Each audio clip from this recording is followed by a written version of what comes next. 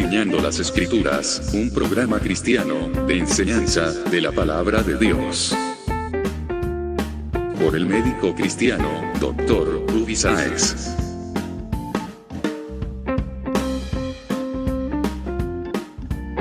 Estas enseñanzas son útiles para hacerte crecer espiritualmente. Suscríbete gratis en programacristiano.com.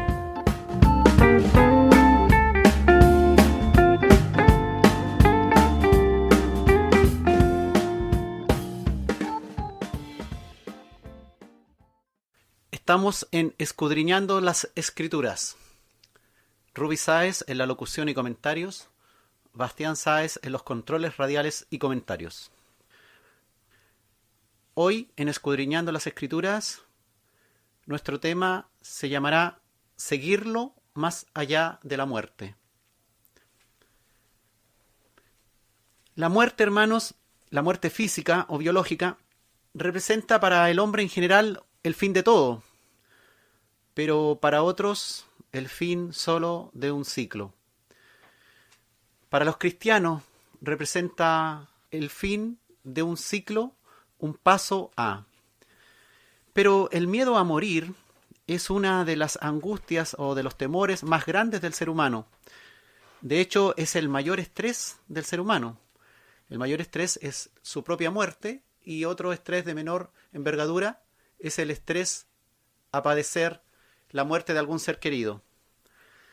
La muerte representa separación, representa para algunos un adiós, un no te veré nunca más.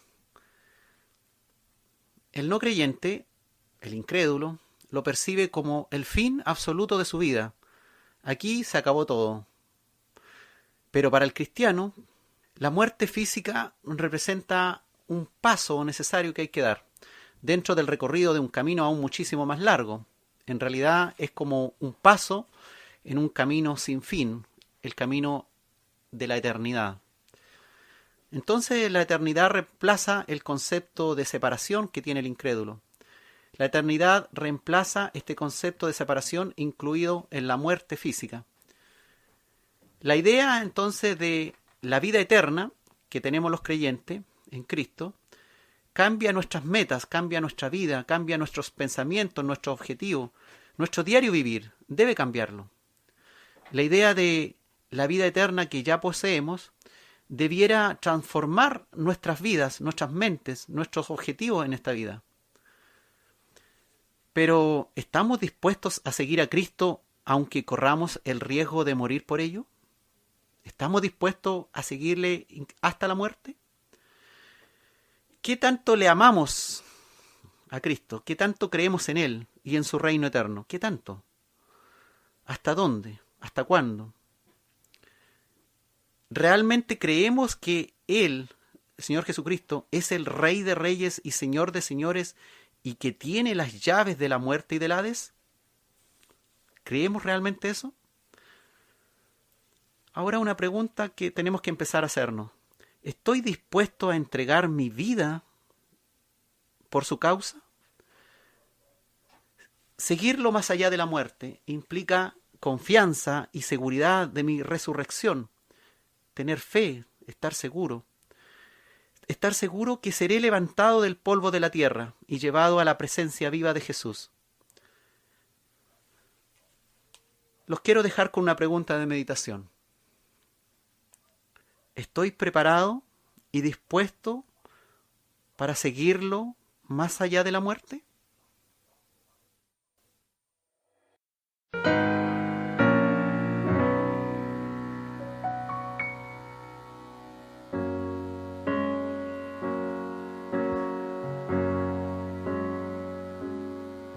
Si te pones a pensar en el propósito de Dios, si te pones a escudriñar los planes de su corazón, vas a ver primeramente que debemos compartir el mensaje de salvación.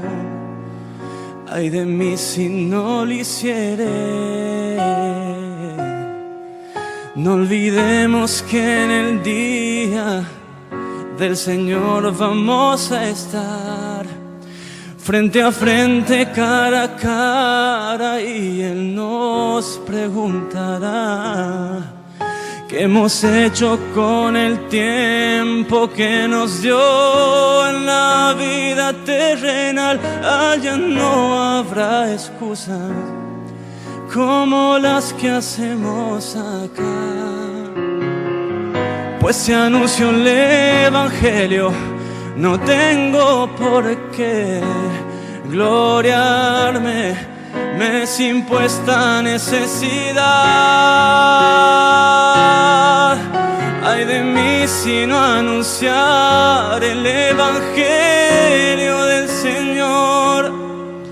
Ay de mí si no anunciaré las buenas nuevas de salvación. Rendiremos cuenta a aquel que se dio todo por amor. ¿Cómo no hablar de Él que nos amó?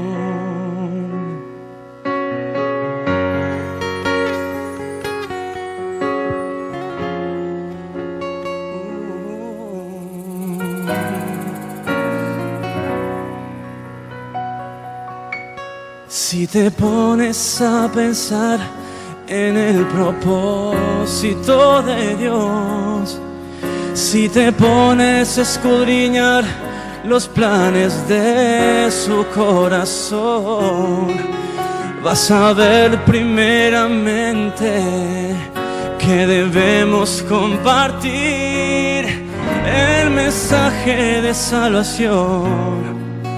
Ay de mí si no lo hiciere. No olvidemos que en el día del Señor vamos a estar frente a frente, cara a cara, y Él nos preguntará ¿qué hemos hecho con el tiempo que nos dio en la vida terrenal? Ya no habrá excusas como las que hacemos acá.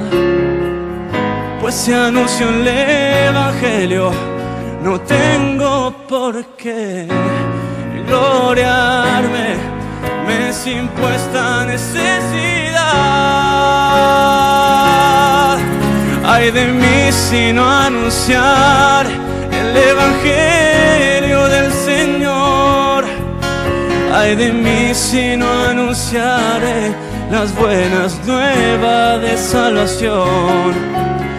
Rendiremos cuenta a aquel que se dio todo por amor.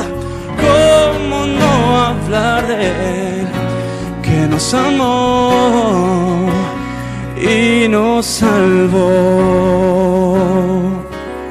Que nos amó y nos salvó.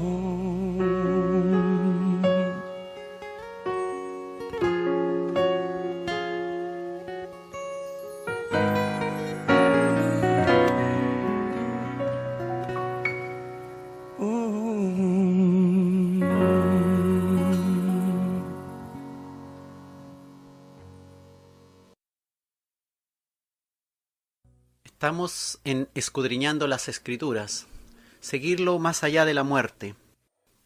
¿A quién servimos?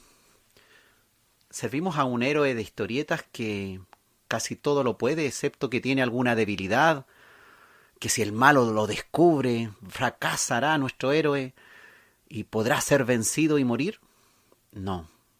Nuestro héroe, el Señor Jesucristo, no tiene ningún punto débil que el malo, Satanás, pueda tocar o alcanzar para destruirlo y eliminarlo. Es más, nuestro Señor Jesucristo ya venció al malo en la cruz del Calvario. Pero este malo, Satanás, habiendo sido vencido en la cruz, ¿perdió acaso toda su capacidad y poder de dañarnos? Claramente no. Nos puede hacer daño, pero no nos puede robar nuestra vida eterna. Pues si permanecemos en Cristo y Cristo en nosotros, debemos estar seguros que somos salvos y seguiremos siendo salvos hasta el día del juicio final. Pero debemos permanecer en Cristo y Cristo en nosotros, unidos en íntima comunión a Él. Servimos entonces al Dios Todopoderoso, que no tiene puntos débiles y que es fiel en sus promesas y cumplirá su palabra de vida eterna. ¿Puedo yo o usted, querido auditor, a pesar de ser nosotros personas con múltiples debilidades y temores, ser transformados en personas valientes y capaces de ir a las naciones y de llevar a cualquier rincón del mundo o de mi barrio o de mi ciudad el mensaje del Evangelio, no importando mi vida o incluso si puedo perderla en el intento? ¿Puedo vencer esa debilidad y temor? Hoy veremos cómo los apóstoles y los discípulos de Jesús, cuyos nombres están en las Escrituras, cumplieron misiones, lo dejaron todo e incluso dieron su vida por la causa de Jesucristo. Ellos estuvieron dispuestos a seguirlo más allá de la muerte. Dice Hechos 1:8: recibiréis poder cuando haya venido sobre vosotros el Espíritu Santo. Y es ese poder dado por el Espíritu Santo en nosotros el que nos faculta, nos capacita y nos quita esa debilidad y temor. Es ese espíritu de poder, de amor y de dominio propio en nosotros que va a llevarnos a lugares, a sitios donde jamás pensamos que íbamos a llegar.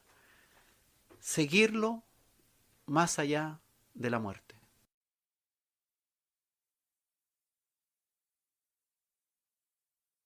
Mirando tu rostro, quiero vivir, Señor, siguiendo las huellas de tu perfecto amor, amarte, mi Cristo, en toda situación, en pruebas, en luchas, no importa la aflicción, tú siempre estarás guiando mis caminos hacia tu voluntad, a tu verdad. Ayúdame a habitar en comunión contigo, sé mi primer amor, te quiero adorar.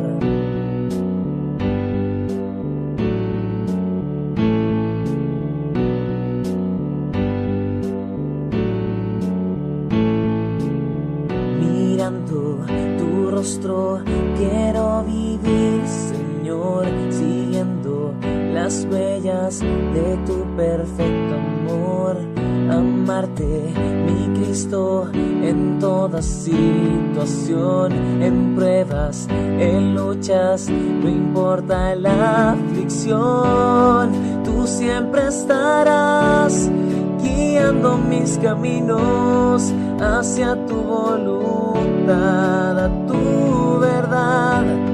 Ayúdame a habitar en comunión contigo, sé mi primer amor, te quiero adorar.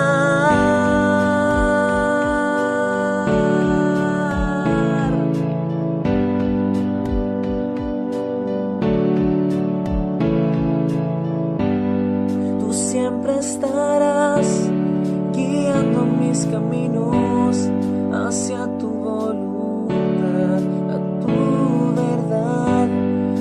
Ayúdame a habitar en comunión contigo, sé mi primer amor, te quiero adorar.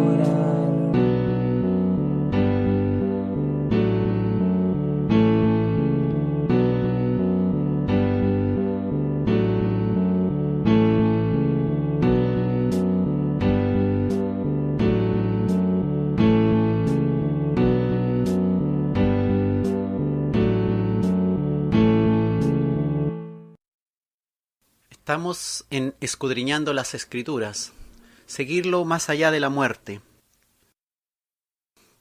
Pero ¿y qué de mi familia? de mis negocios, de mis amigos, de mis proyectos. Llegar a ser digno de Cristo. ¿Y qué pasa con mi familia? El que ama a padre o madre, más que a mí, dijo Jesús, no es digno de mí. El que ama a hijo o a hija, más que a mí, no es digno de mí. Y el que no toma su cruz y sigue en pos de mí, no es digno de mí. El que haya su vida, la perderá. Y el que pierde su vida por causa de mí, la hallará. El evangelista Mateo, en el capítulo 10, en los versículos 37 a 39, nos llena de esta palabra y nos hace meditar mucho en ella. Ser digno de Cristo. Que Cristo sienta que nosotros somos dignos de Él. Es dejarlo todo por Él. Le dijo Pedro a Jesús, he aquí, nosotros lo hemos dejado todo y te hemos seguido. Pedro se sentía satisfecho porque en realidad él, siendo un pescador, había tomado la decisión de dejar sus redes allá en el mar de Galilea y seguirle a él, dejándolo todo.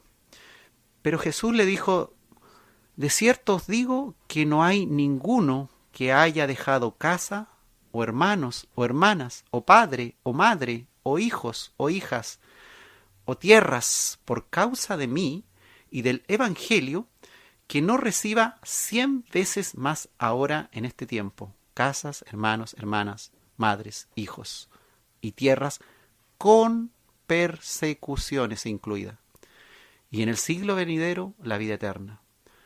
¿Cómo es esto que podemos dejar padre, madre, casa y recibir en esta vida, en este siglo, recibir 100 veces más de lo que tenemos? Cristo está hablando de la iglesia, está hablando de cómo nosotros podemos encontrar en una comunidad de creyentes, en una comunidad de hermanos, hermanas, podemos encontrar madres que nos van a acoger, hijos a los cuales vamos a tener que cuidar dentro de esta comunidad de creyentes.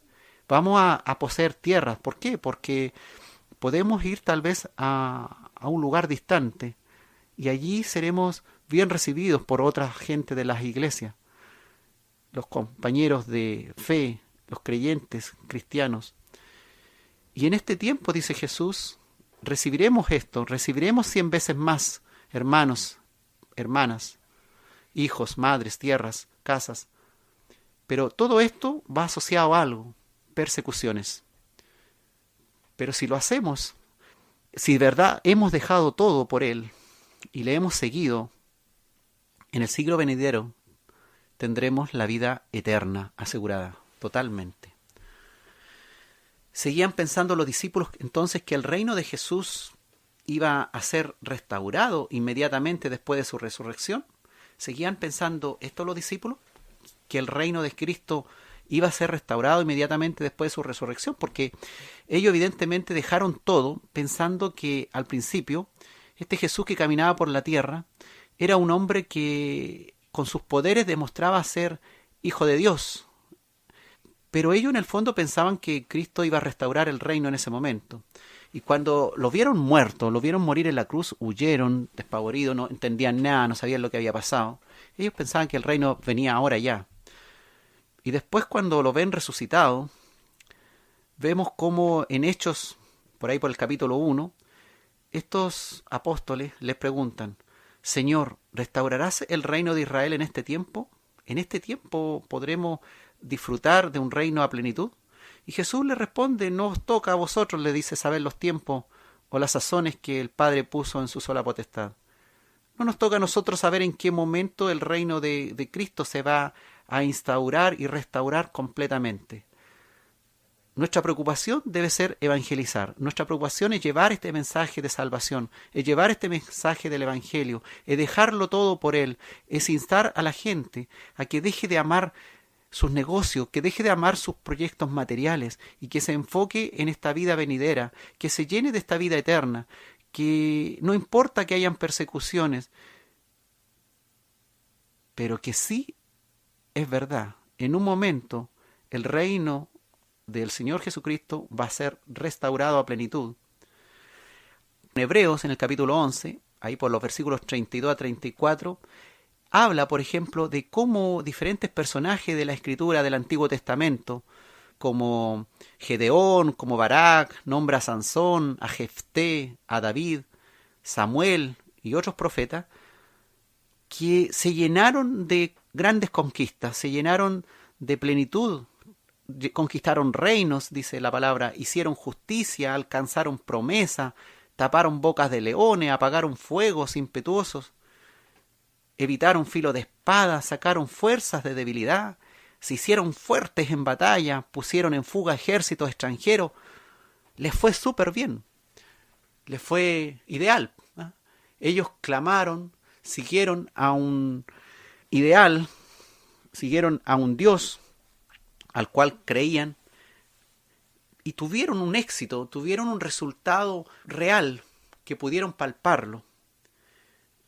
Y muchos predicadores en la actualidad se enfocan en estos personajes para decirnos que nosotros tenemos que buscar exactamente lo mismo: éxito, reino, ganar batalla, etcétera, pero de tal manera que seamos en este tiempo llenos de esos logros.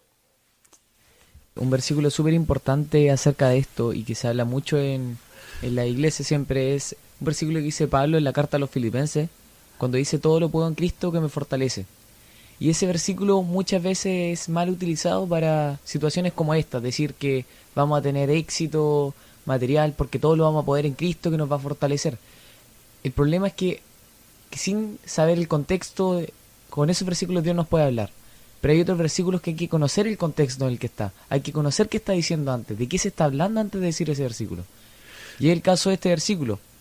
Aquí Pablo habla, dice: sé vivir en pobreza y sé vivir en prosperidad. En todo y por todo he aprendido el secreto, tanto de estar saciado como de tener hambre, de tener abundancia como de sufrir necesidad. Todo lo puedo en Cristo que me fortalece. Claro. Es el verdadero sentido, no que nosotros lo vamos a poder todo, no que vamos a tener éxito material, que vamos a tener riqueza, sino que en todas las etapas, ya sea buenas o malas, Cristo va a estar fortaleciéndonos y vamos a poder superarlas. Todo lo vamos a poder en Él que nos va a estar fortaleciendo. Correcto, a pesar de que estemos en debilidad, en pobreza. Porque la palabra dice que muchos otros no recibieron lo prometido. Si uno sigue el capítulo 11 de Hebreo y va de los versículos 35 al 39, habla de esto, dice que otros fueron atormentados, no aceptando el rescate a fin de obtener mejor resurrección. Dicen que experimentaron otros vituperios y azotes, fueron azotados, fueron denigradas sus vidas. Y además de esto, prisiones y cárceles. Fueron apedreados, aserrados, puestos a prueba, muertos a filo de espada. Anduvieron estos hombres de acá para allá, errantes, cubiertos de pieles de ovejas y de cabras, pobres, angustiados, maltratados, de los cuales el mundo no era digno, errando por los desiertos, por los montes, por las cuevas, por las cavernas de la tierra, por los valles, por todos lados. Y todos estos varones que no recibieron lo prometido, aunque alcanzaron buen testimonio mediante la fe, dice, no recibieron lo prometido. Entonces el Evangelio no es una cosa así como de llegar y abrazarse y decir: ahora yo soy cristiano y se me arregló el panorama.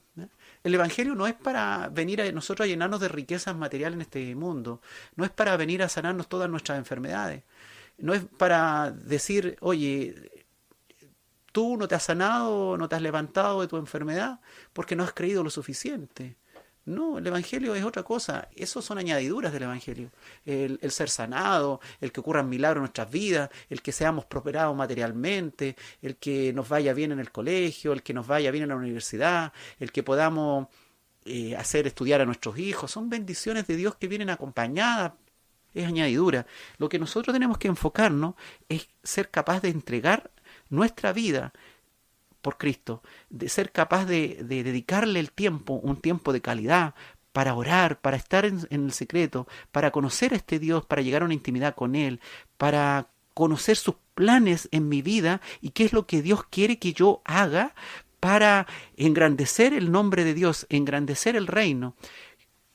¿Cuál es mi misión? ¿Qué es lo que vine a hacer yo a este mundo? ¿Por qué Dios me vino a salvar? La pregunta más importante que los cristianos deben hacerse es: ¿para qué fui salvado? ¿Ah? ¿Para qué fuiste salvado tú? O sea, hay un motivo, hay un plan que tiene el Señor para contigo. Y puede ser que ese plan incluso sea entregar tu vida y morir en manos de criminales que rechazan el Evangelio. Puede ser un extremo así. La autoridad de Jesucristo frente a la muerte y resurrección es importantísimo que lo tengamos claro.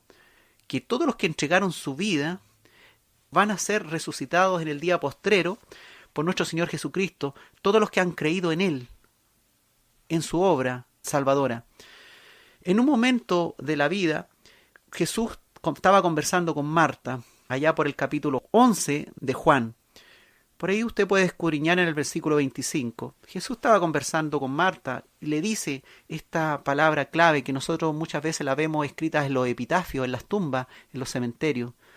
Y la mencionamos mucho cuando estamos frente a un cadáver o frente a algún ser querido fallecido. Yo soy la resurrección, dijo Jesús, y la vida. Yo soy la resurrección y la vida. El que cree en mí, aunque esté muerto, vivirá.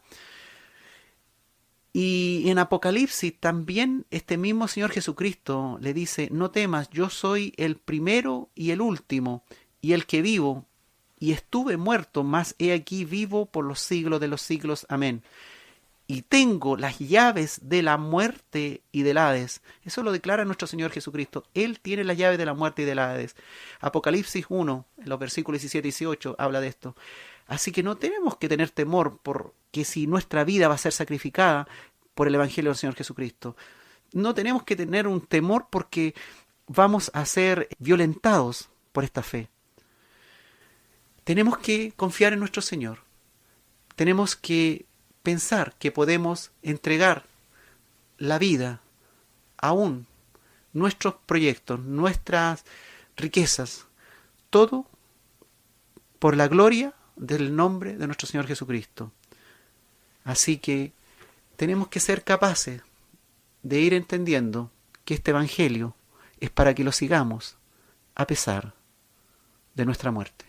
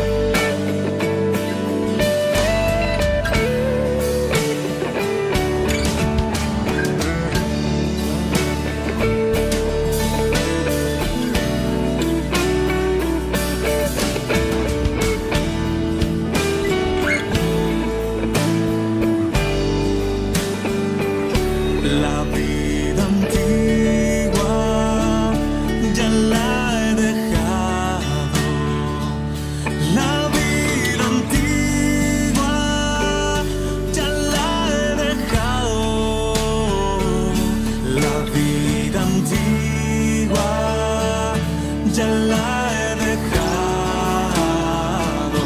No vuelvo atrás, no vuelvo atrás.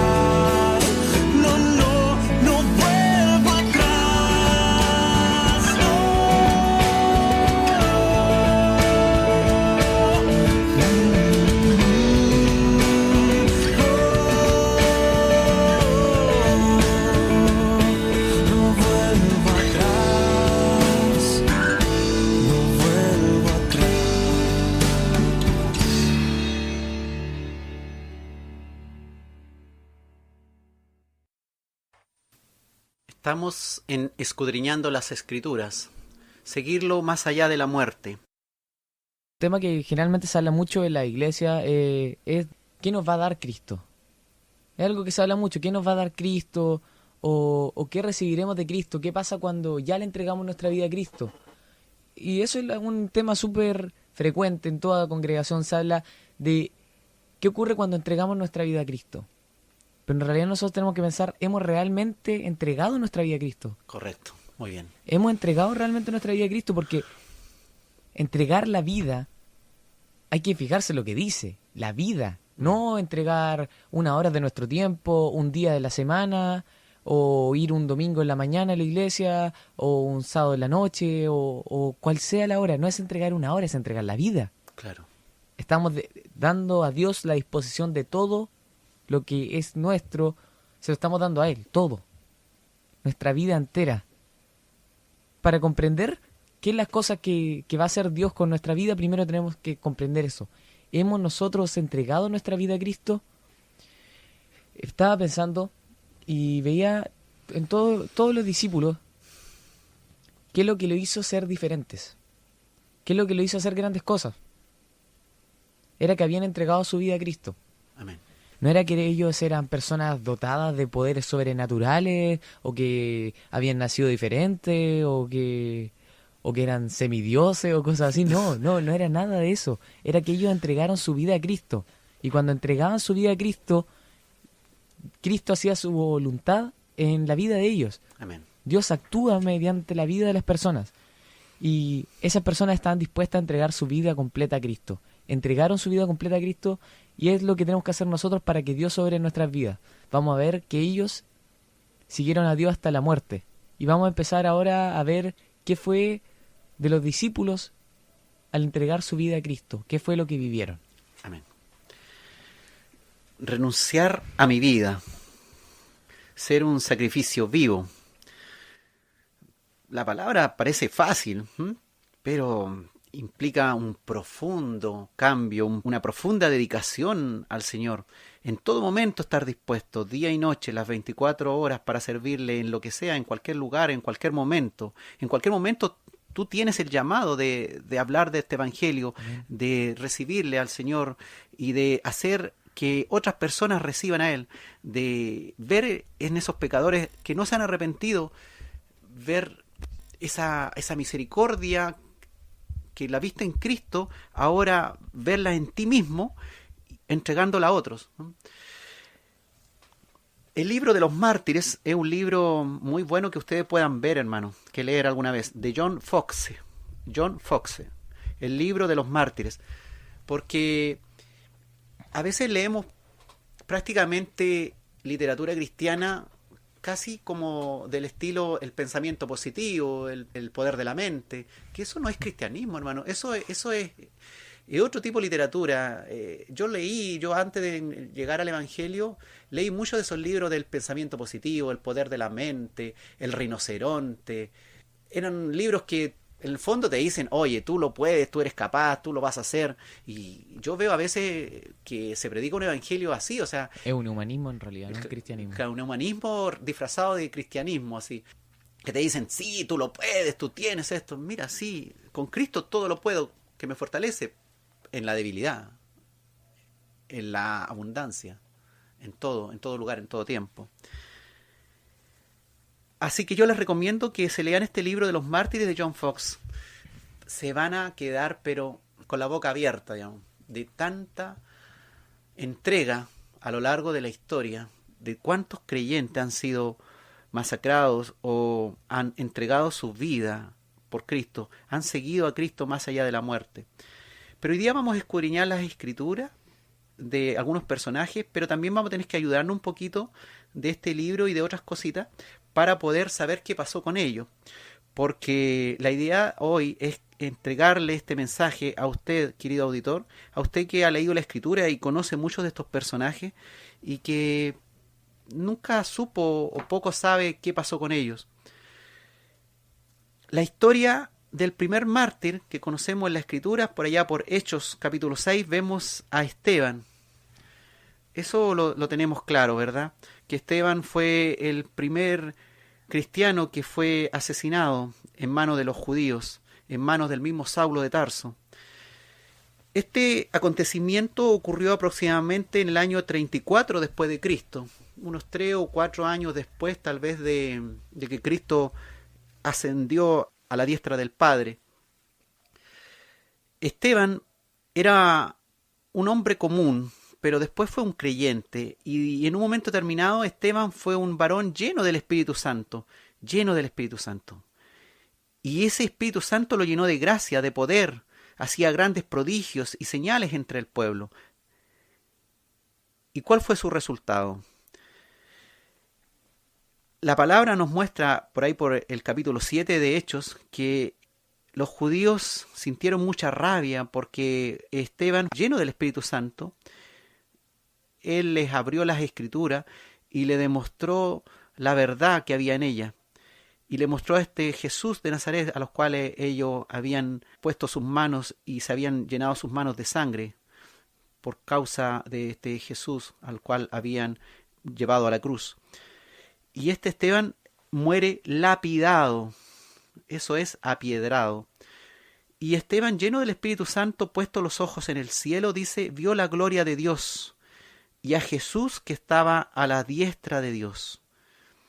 Y apedrearon a Esteban mientras él, mire, escucha bien, invocaba y decía, Señor Jesús, recibe mi espíritu. Y después, ahí en el versículo 60 del capítulo 7, puesto de rodillas mientras era asesinado brutalmente a piedrazo, clamó a gran voz, y al igual que nuestro Señor Jesucristo, dijo, no le tomes en cuenta este pecado. Y habiéndolo dicho esto, murió, durmió. O sea, hasta el momento mismo de su muerte, este Esteban clamó por sus agresores, le pidió al Señor que no le tomara en cuenta ese pecado que lo estaban asesinando, porque Esteban aún en sus agresores veía que podía haber algún indicio de que pudiera en algún momento recibir esta salvación. Y este Esteban, igual como nuestro Señor Jesús, que estando siendo crucificado, estando en la cruz, dijo, perdónalos, porque no saben lo que hacen, también clamó por estos pecadores no arrepentidos, no les tomes en cuenta este pecado. Y Esteban fue el primer mártir que aparece en la Escritura, en Hechos, como él siendo uno de los 7 diáconos que fueron elegidos para ayudar en el trabajo de los apóstoles, y fue uno de los 7 mejores que los apóstoles del Señor determinaron, pues ellos estaban cargados de trabajo, ¿recuerdan? Porque no estaban atendiendo a la viuda de los judíos griegos. Y Esteban fue uno de estos que fue elegido y también fue el primer mártir cristiano. Y después de la muerte de Esteban, usted revisa la escritura, hermanos, y van a ver que hubo una persecución contra la iglesia en forma agresiva. La iglesia de Jerusalén fue arrasada. Y en Hechos 8 dice que Saulo consentía en la muerte de Esteban. Y dice que en aquel mismo día que murió Esteban hubo una gran persecución contra la iglesia que estaba en Jerusalén. Y todos fueron esparcidos por las tierras de Judea y Samaria, salvo los apóstoles. Y fíjese cómo esta persecución que hubo contra la iglesia permitió a su vez que el evangelio fuera llevado a otros lugares, a otras regiones. Pues si hubiesen sido tratados amorosamente por los no creyentes, por los judíos fariseos, por los escribas y fariseos, o por los saduceos, o por toda la secta judía de la época, hubiesen sido tratados por amor, se hubiesen quedado en Jerusalén y el evangelio hubiese sido difícilmente llevado a otras naciones. Pero gracias a esta tremenda persecución y muerte que ocurrió, donde Saulo de Tarso asolaba a la iglesia, fue cuando se produjo ese estampido de creyentes que trataron de salvar sus vidas y a su vez siguieron predicando en las regiones vecinas a este Señor Jesucristo. Y según los relatos históricos de los escritores que escribieron sobre esta persecución, dicen que en ese mismo año, el 34 después de Cristo, Nicanor, que era otro de los 7 diáconos, que aparece ahí en la escritura en Hechos 6:5 como uno de estos 7 diáconos, fue martirizado con otros 2000 cristianos en las tribulaciones que sobrevino en este tiempo, según datos históricos. 2000 cristianos fueron aproximadamente los que fueron asesinados, donde Saulo asoló la iglesia. Y después vemos, años después, aproximadamente unos 10 años después, como el ahora apóstol Jacobo, hermano de Juan, hijo de Zebedeo, es también asesinado, el llamado Jacobo el mayor. Este era, acuérdense que era hermano de Juan, como decíamos, era un pescador y según Gálatas 2:9 era una de las columnas principales de la iglesia de Jerusalén junto a Pedro y a Juan. Era un hombre importantísimo. Representaba, por lo tanto, para las autoridades judías de la época un evidente enemigo. Y los judíos, enojados por esta autoridad que tenían Pedro, Juan y Jacobo, de alguna manera seguramente influyeron en el rey Herodes, quien mandó a matar a espada a Jacobo para congraciarse con los judíos.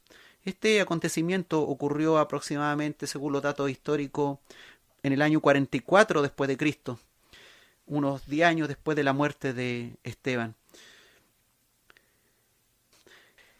Y esto fue solo como el comienzo, porque también en ese mismo año, según los hechos históricos, otros 2 diáconos que eran igual que Nicanor y Esteban, uno se llamaba Parmenas y el otro Timón, que aparecen ahí en Hechos 6:5, estos 2 diáconos también fueron martirizados, murieron a manos de los judíos. Uno murió en Filipos, Timón, y el otro murió en Macedonia, Parmenas. Así que ya desde un comienzo sabían ellos que esta forma nueva de ver la vida, este evangelio de nuestro Señor Jesucristo, le estaba trayendo serias dificultades, serios problemas, muchas resistencias. Y es la misma resistencia que nosotros, de alguna u otra manera, si estudiamos un poco las noticias a nivel misionero, lo que está sucediendo en Asia o en África, vamos a ver cómo misioneros también en los tiempos actuales están siendo martirizados y han entregado su vida y han decidido seguir a Cristo, seguirlo a Él, más allá de su muerte. Es hermoso como nos podemos dar cuenta que hay gente que dio su vida por Cristo y que lo llega al punto de seguirlo más allá de la muerte, tomar esa decisión. Yo estaba revisando recién acá y veía cifras acerca de los cristianos que murieron durante la Inquisición. Inquisición en la época en que la Iglesia Católica empezó a decir que todos los que no tuvieran que ver con su creencia eran brujos, eran demonios, cosas así, y los empezó a quemar, las mataban brutalmente. Y hay diferentes cifras. Hay gente que se comenta que entre 1.300 y 3.000 personas cristianas murieron durante la Inquisición, brutalmente asesinados, quemados vivos, descuartizados. Eran muertes brutales. Incluso si lo llevamos más a la actualidad nos podemos dar cuenta cuántos cristianos en Medio Oriente han muerto a causa de grupos radicales musulmanes islamitas que le han intentado imponer su fe y hacerles negar su fe. Pero vemos que esas personas demuestran que están siguiendo a Cristo o que siguen a Cristo hasta la muerte, que le han entregado su vida completa a Cristo porque están dispuestos a dar su vida por Cristo. Me acuerdo, hoy día estuve en juveniles, en una reunión de juveniles de la iglesia, y hablaban acerca de lo que era vivir en comunión con Cristo. Y decía que sí, pues había que entregar la vida a Cristo. Y es algo súper importante, entregar nuestra vida a Cristo y no negar nuestra fe, no volver atrás. Claro, a veces, hermano, alguien nos dice una pesadez, una broma a veces, una pesadez, y ya el ánimo se decae, o de repente le queremos presentar el evangelio a un pariente, a un amigo, y somos como rechazados y ya el ánimo se cae. No, hermanos, nosotros no estamos ni siquiera en este momento arriesgando nuestra vida frente a Cristo. Y la idea de hoy es que usted pueda entender que Dios le ha hecho un llamado total, ¿no? Que sea realmente su vida un sacrificio vivo, ¿no? Y agradable a Dios. El apóstol Felipe, este fue el segundo apóstol que fue martirizado. Felipe de Betsaida, él era de Galilea. Por ahí por Juan, el capítulo 12, aparece el versículo 21. Y también en Juan el capítulo 1, 44, 46 los versículos. Era Felipe de Betsaida, al igual que Andrés y Pedro también eran de Galilea y de Betsaida. La escritura dice que fue el que halló a Natanael. Y según la escritura era muy conocedor de ellas, porque él inmediatamente le dijo a Natanael que hablaban del Mesías al que él había encontrado. Y él dijo que ese Mesías que hablaba en la escritura era Jesús. Y llevó al evangelio a Natanael. Felipe es un nombre griego que significa el que ama a los caballos. Es un nombre griego, por lo tanto se piensa que este era un hombre que también hablaba griego. No era un iletrado. Y también en Juan, por ahí por el capítulo 12, por ahí por los versículos 20 y 21, habla con respecto a una historia que unos griegos querían hablar con Jesús. Y le pidieron a Felipe que interviniera para poder llevarlos a Jesús. Entonces tenemos que este era un hombre, un apóstol, seguidor de Cristo, también que en un momento determinado le pide a Jesucristo que le muestre al Padre, ¿se acuerdan? Cuando le dice, muéstranos al Padre, y Jesús le dice, pero si el Padre está en mí, en el fondo, y yo en él. Juan 14, los versículos 8-9. También en un momento determinado, que interesante, por ahí por Juan el capítulo 12, dice, el que ama su vida, le dijo Jesús a estos griegos cuando Felipe se los llevó, el que ama su vida la perderá, y el que aborrece la vida en este mundo para vida eterna la guardará. Entonces Jesús nos estaba abriendo un poquito la mente, estaba empezándonos a decir que no tenemos que aferrarnos a nuestra vida actual como algo tremendo que no podemos perder. Dice que debemos aborrecer este tipo de vida en este mundo, pensando nosotros en esta vida, en hacer ganancias para el reino de Dios, en nosotros crecer para el reino de Dios, llevar a más gente al Evangelio, trabajar por esa vida eterna para que llegar a una estatura a nivel de Cristo. Ahora, esto no lo hace nosotros, nuestra carne, en su propia naturaleza, sino que lo hace el poder del Espíritu de Cristo, el Espíritu Santo en nosotros, que nos va dando este poder, este amor y este dominio propio. Este Felipe, como decíamos, apóstol, según las historias y la tradición, sugiere que murió por ahí por el año 54 después de Cristo, unos 10 años después de la muerte de el anterior Jacobo, el anterior apóstol, que fue asesinado en la Escritura y que aparece ese relato. Ahora, la Escritura no muestra cómo Felipe murió, pero la tradición sugiere que vivió y predicó en Sitia, en Ucrania, allá en la ex Unión Soviética. Dice que algunas historias sugieren que fue azotado Felipe, apóstol, echado en la cárcel y después crucificado en una cruz alta, en la ciudad de Heriápolis, en Frigia, esto es la actual Turquía. Felipe, apóstol, crucificado. Él escuchó esas palabras: el que ama su vida la perderá, y el que aborrece la vida en este mundo, para vida eterna la guardará.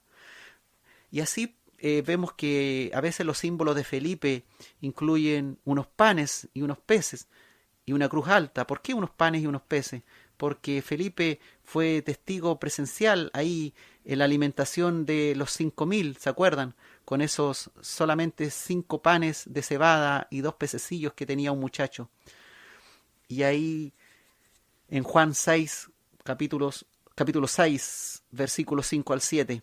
¿Y por qué también un símbolo de Felipe es usado en algunos lugares como una cruz alta? Porque recuerdan su martirio. Fue martirizado en una cruz alta.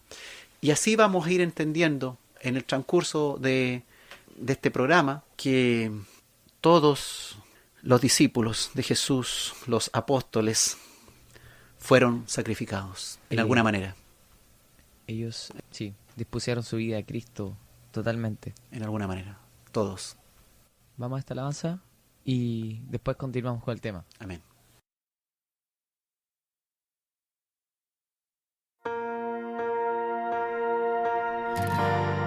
Hoy vengo dispuesto a creer en ti. Me presento y te encuentro, tú me conoces a mí. Hoy vengo dispuesto, creeré con fe. Mi esperanza, Jesucristo, la razón de mi fe. Primero el Señor, Él es mi defensor, Alfa y Omega, eres Rey.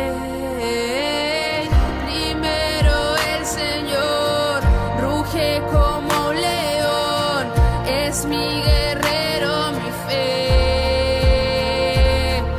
Sé que cruzaré este valle, Padre, tú eres fiel. Sé que venceré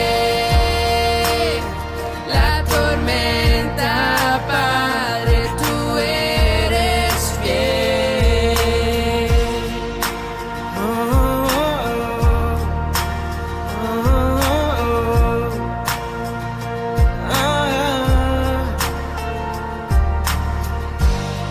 Hoy vengo dispuesto a creer en ti. Me presento y te encuentro, tú me conoces a mí. Yeah. Hoy vengo dispuesto, creeré con fe. Mi esperanza, Jesucristo, la razón de mi fe.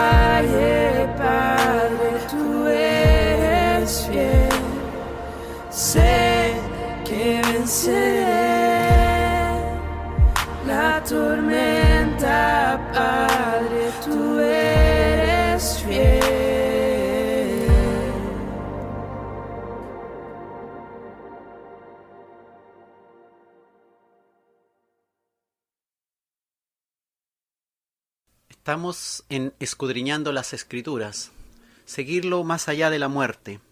Tenemos que estar dispuestos a todo para seguir a Cristo.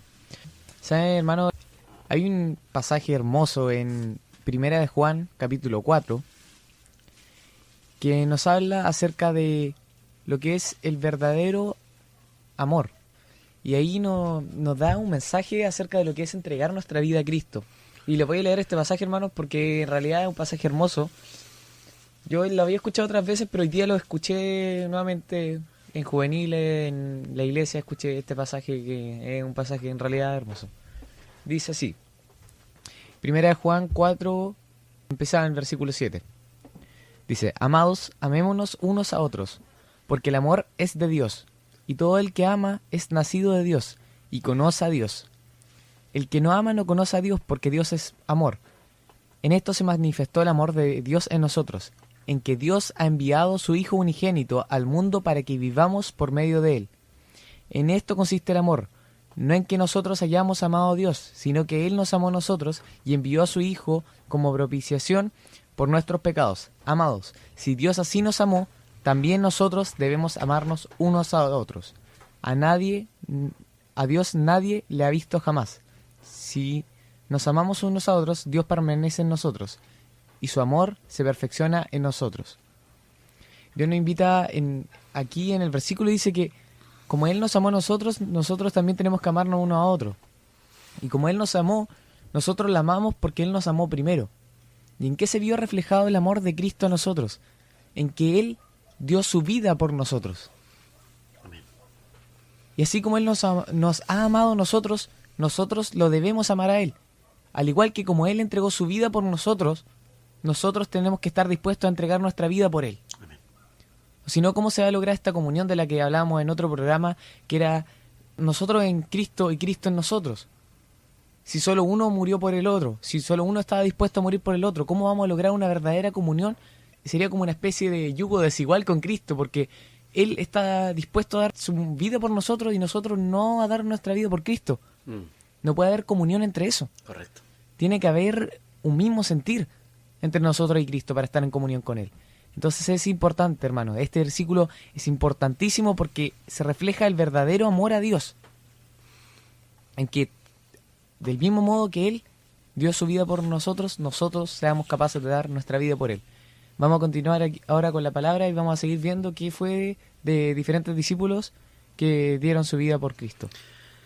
Amén. Estamos en escudriñando las Escrituras, seguirlo más allá de la muerte. Mateo, el apóstol, el evangelista, el que escribió el Evangelio de Mateo, este hombre llamado Leví también, hijo de Alfeo, que fue sorprendido en un momento por Cristo sentado al banco de los tributos públicos, y Jesús le dijo, sígueme, y levantándose le siguió inmediatamente. Este era un hombre, un publicano, un recaudador de impuestos en Galilea, un hombre odiado por el pueblo. Recaudaban impuestos y cobraban usura para lograr obtener sus ganancias deshonestas, y el pueblo tenía que pagar excesivos impuestos, y estos impuestos eran en beneficio del Imperio Romano, y estos judíos servían al imperio. Y Mateo era uno de esos, era un hombre de Capernaum. Según el Evangelio de Marco, en el capítulo 2 aparecen datos de él. Su nombre, Mateo, significa en hebreo regalo de Dios.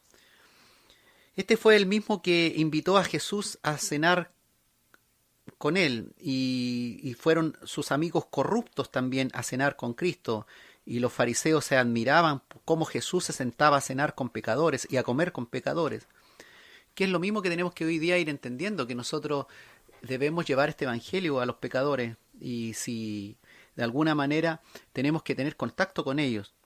No podemos estar encerrados en nuestra iglesia y pensar que vamos a llevar el evangelio encerrado en nuestras iglesias al mundo. ¿Cómo podremos alcanzar los pecadores si estamos todos encerrados y no nos queremos contaminar con los pecadores? ¿Cómo podremos hablarle a los pecadores? ¿Cómo podremos llevarle este mensaje de salvación y de misericordia? Jesús nos enseñó cómo teníamos que hacerlo. Algunos relatos sugieren que Mateo ministró en Persia, en Macedonia, y también en Siria, en Partia, en Media y en Etiopía, llegó al África, este hombre, anduvo por Asia, anduvo por Europa, anduvo por África, y en Etiopía fue llevándole a todo lugar las buenas nuevas a los reyes, según cuentan la historia. Pues este era un hombre bien letrado, no era un hombre ignorante. Dice la historia que este hombre, Mateo, el apóstol, que escribió su evangelio para exaltar a Jesús como el hijo de David, murió alrededor del año 60 después de Cristo, unos 30 años después de la muerte del Señor. En la ciudad de Nadaba, en Etiopía, fue atravesado con una alabarda, con una lanza especial. Murió atravesado por una lanza especial, por una alabarda, en Etiopía, en África.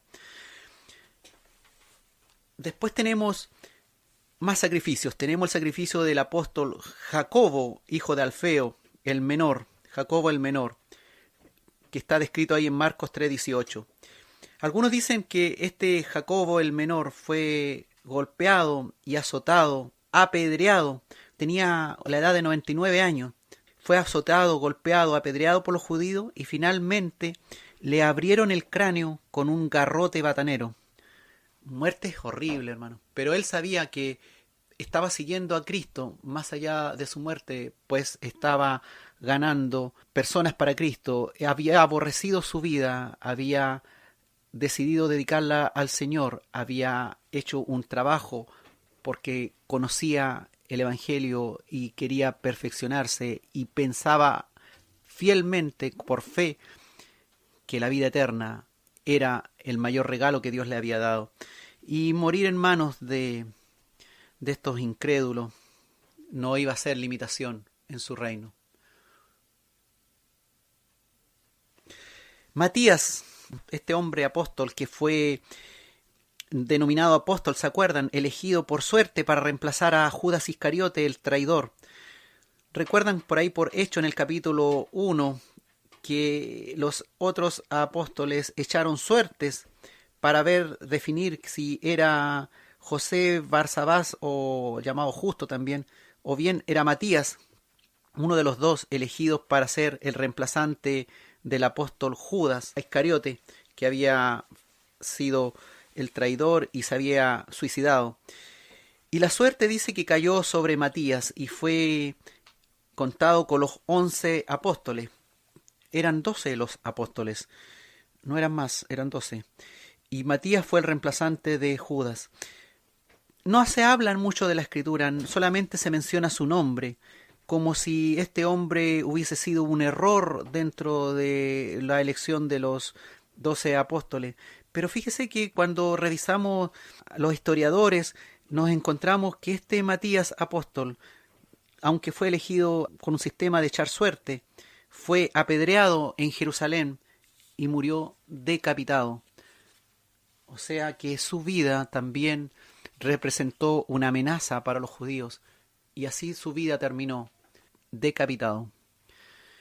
Tenemos al apóstol Andrés, el hermano de Pedro, llamado el Protocletos. ¿Por qué le llaman el Protocletos?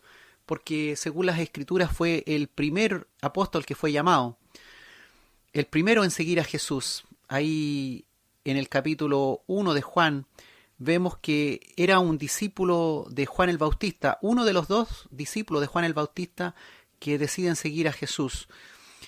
Y este es llamado el Protocletos, el que fue primero llamado al Evangelio a ser apóstol. Era también procedente de la misma ciudad de Pedro, era de Betsaida, y vivía ahí en Capernaum con Pedro. Según ustedes pueden revisar la escritura en Mateo 8 del 1 al 14, o en Marcos 1:29, o en Juan 1:44, hay datos sobre él. Y junto a Pedro fue llamado a ser pescador de hombres.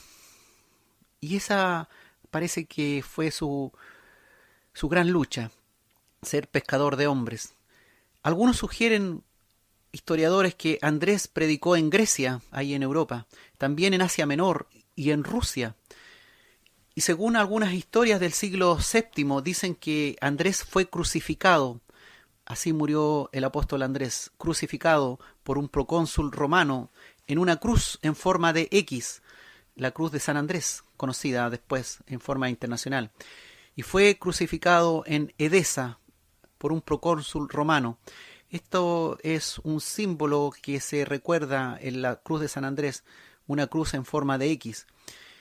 Pues los extremos de esta cruz donde Andrés fue crucificado estaban fijados transversalmente en el suelo y tenía esta forma de X. Andrés, apóstol, el protocletos, el primero en ser llamado, el hermano de Pedro, crucificado. Y vamos a ir a ver qué pasó con Marcos, el famoso evangelista que escribió nuestro evangelio según San Marcos. Marcos era hijo de judíos, era de la tribu de Leví, y según la historia de un cristiano que vivió en el siglo II, que se llamaba Papías, fue un escribiente de Pedro, y según este historiador dice que fue convertido por Pedro, Marcos, y le sirvió de amanuense, de escribiente. Y según estas historias de esa época, dicen que el evangelio de según San Marcos está basado en los relatos y en todo lo que Pedro le pudo recordar. Aparte, Marcos, por supuesto, entrevistó a los otros apóstoles. Y bajo Pedro escribió el evangelio de San Marcos en el idioma griego. Mateo lo había escrito primero en hebreo, y fue Jacobo el menor, según los datos, que fue el que tradujo el evangelio del hebreo al griego. Este Marco evangelista, que también fue mencionado por el apóstol Pablo, fue arrastrado, según la historia, y despedazado por el populacho en Alejandría, en una solemnidad de una fiesta pagana al ídolo Serapis. Así murió Marcos el evangelista, fue arrastrado y despedazado. Entonces nosotros estamos revisando y de repente resulta hasta medio chocante cuando se les predica a la gente un evangelio de prosperidad y de llenura de bienes materiales y wow, que ahora son hijos de Dios y como hijos de Dios tienen el reino en este momento, tratados y llevados en andas como príncipes. Hermanos, todos estamos hablando en un sentido espiritual. Y muchos han transformado este evangelio de Cristo en un evangelio material, lleno de materialidad, lleno de sanidades y lleno de promesa en este mundo, en este momento. Y nosotros estamos viendo los principales personajes, aparte de nuestro Señor Jesucristo, que aparecen en la Escritura, que precisamente no fueron llevados en andas, ni vitoreados, ni sentados en un trono, en un reino, sino que sufrieron por predicar a este Cristo y le siguieron más allá de la muerte. Cierto, la Biblia nos dice que la bendición que vamos a obtener va a ser espiritual. Claro. Y lo demás va a ser dado por añadidura. Si es la voluntad de Dios darnos, será la voluntad de Dios. Amén. Pero si no... Gloria a Dios. Gloria a Dios, igualmente. A veces se predica demasiado el ejemplo de Salomón con la prosperidad. Josué, Salomón, David. De ahí no salen porque esos son los tres grandes, Josué, Salomón y David. Pero uno le pone a Job nomás y ya está al otro lado, porque Job, una frase realmente potente la de Job, esa: Jehová ha dado, Jehová ha quitado, bendito sea el nombre del Señor. Claro. Qué tremenda frase esa. O sea que nosotros, habla de lo mismo que hablaba Pablo. Claro. Que en abundancia y en escasez hay que glorificar el nombre de Dios. Amén. En eso tiene que consistir nuestro evangelio, en que sigamos a Cristo en las buenas y en las malas. Si tú te vas solamente a los últimos capítulos y ves que Job fue prosperado materialmente mucho más, bueno, tenés que leerte los 40 capítulos anteriores y ver cómo Job entiende lo que era el Señor, entiende cómo es el respeto a Dios y que Él no es nada, y Él se humilla ante Dios y se da cuenta que en realidad no tiene nada que reclamarle a Dios, pues Dios es soberano y hace lo que quiere. ¿Dónde estabas tú cuando fundé la tierra?, le dijo a Job. ¿Dónde estabas tú? ¿Ah?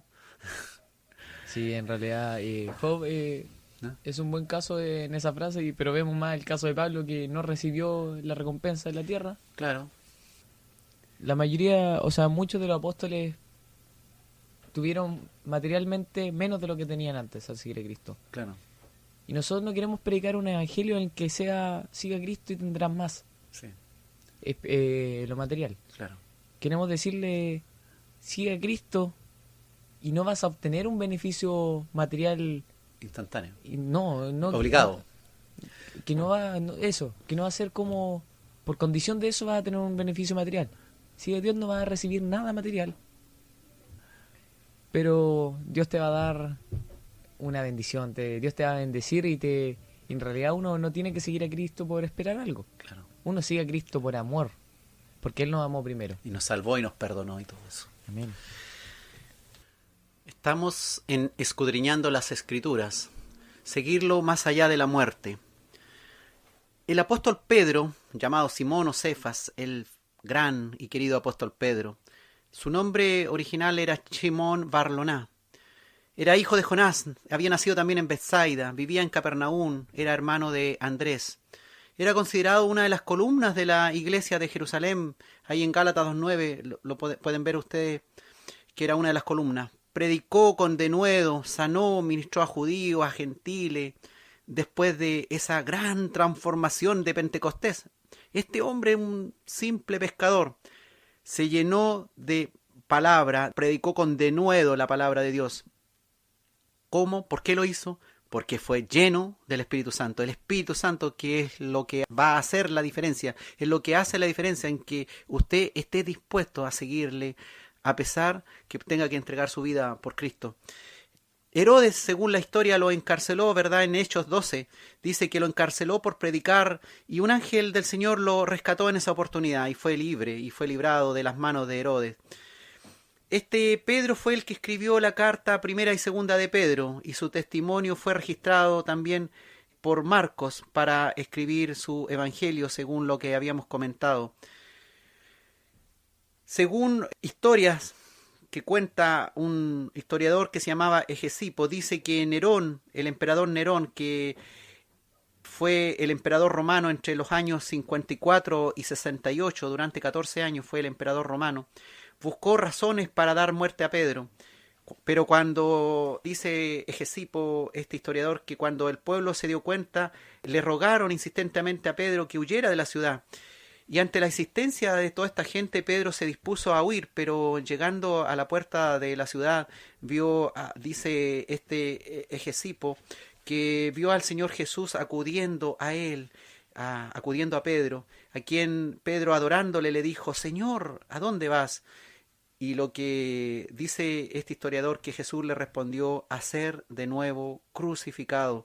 Eso le habría dicho Jesús, a ser de nuevo crucificado. Con esto el apóstol Pedro, dándose cuenta de que se refería a su propio sufrimiento, volvió a la ciudad y fue crucificado. Jerónimo de Estridón dice que fue crucificado cabeza abajo, con los pies hacia arriba. Y otros historiadores también dicen lo mismo, y que fue esto por petición propia, porque dijo este apóstol Pedro que era indigno de ser crucificado de la misma forma que su Señor. También dice esto mismo Eusebio de Cesarea y Clemente de Roma. Este mismo Clemente que aparece en Filipenses 4:3 a finales del siglo I. Entonces tenemos ahí el final del apóstol Pedro crucificado. Y la Biblia nos habla mucho en sus cartas.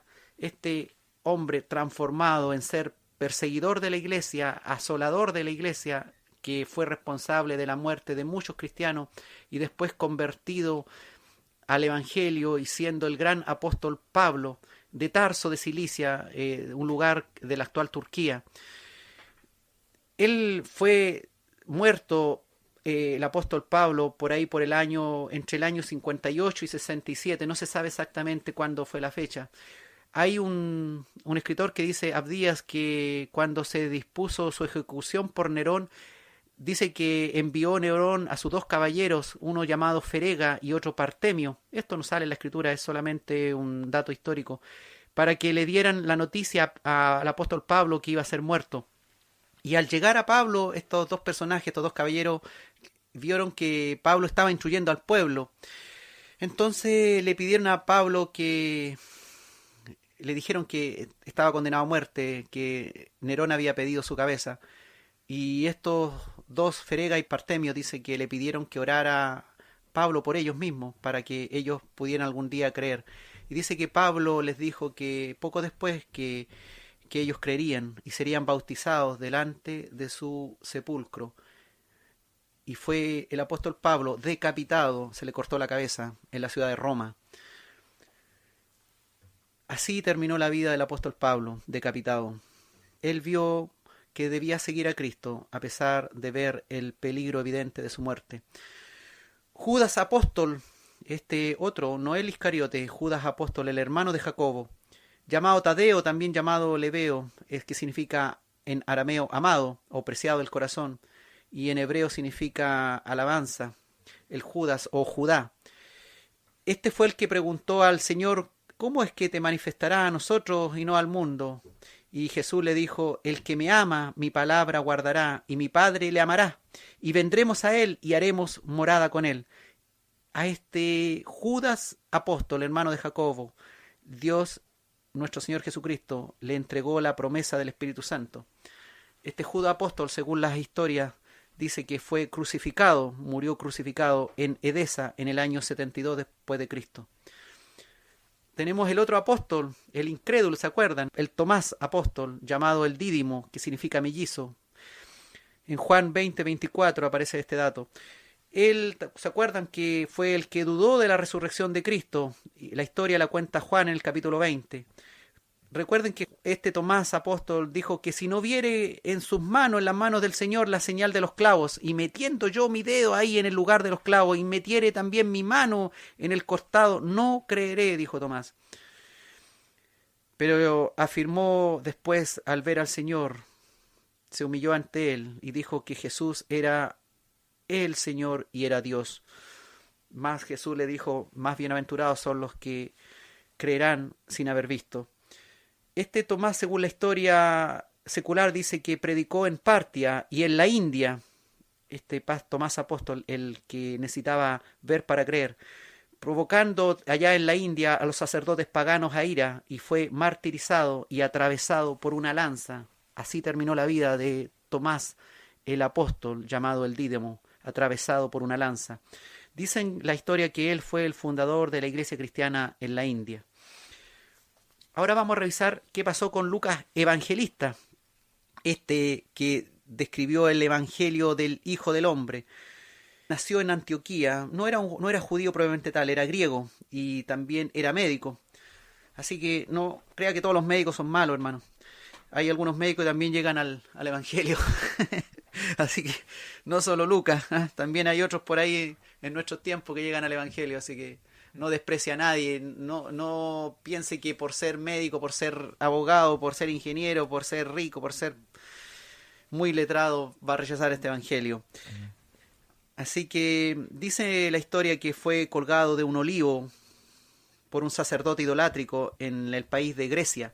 Murió colgado de un olivo. Lucas el Evangelista, autor del Evangelio de Lucas, que fue una versión de María y los apóstoles.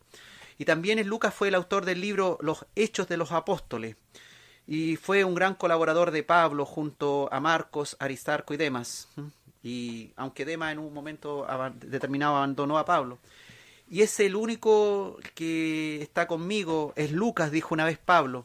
Este Lucas, este discípulo del Señor, este evangelista, también murió en manos de los incrédulos, en manos de los idólatras, colgado de un olivo.